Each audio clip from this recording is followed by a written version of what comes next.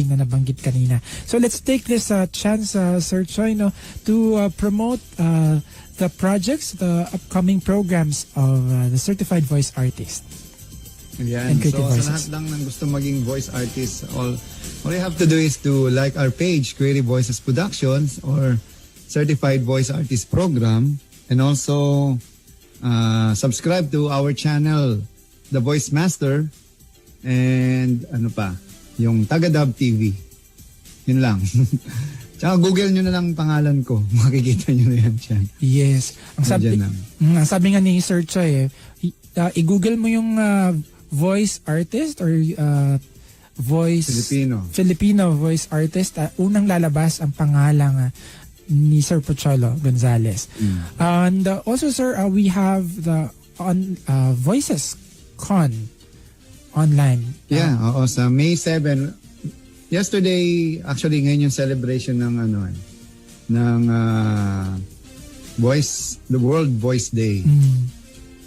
Kahapon yun, April 16. Pero CBAP, tayo magse-celebrate tayo ngayon. Yes. Kasi mamaya may meeting din tayong gabi.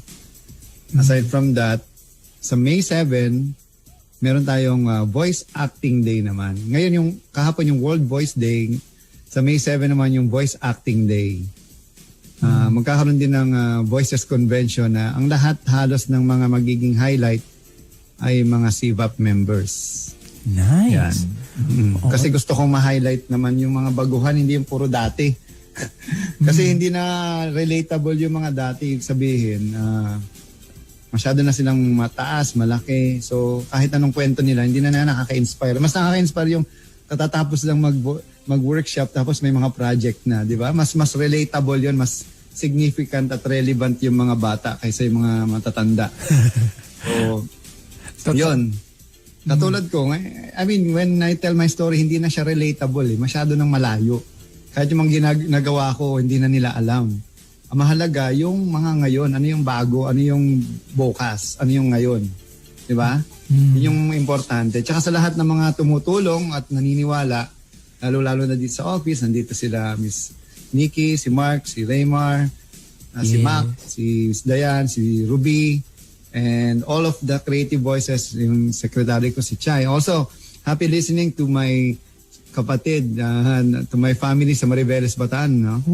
Si Abigail Gonzales, sa nanay at tatay ko. Happy birthday kay nanay ngayong April 27, 70 years old na siya.